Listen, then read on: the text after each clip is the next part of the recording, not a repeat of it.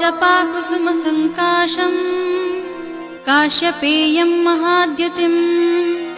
तमोरिं सर्वपापघ्नं प्रणतोऽस्मि दिवाकरम्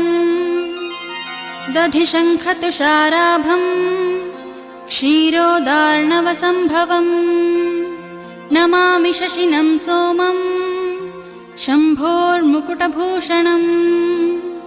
धरणीगर्भसम्भूतं विद्युत्काञ्चनसन्निभं कुमारं शक्तिहस्तं च मङ्गलं प्रणमाम्यहम् प्रियङ्गुकलिकाभासं रूपेण प्रतिमं बुधं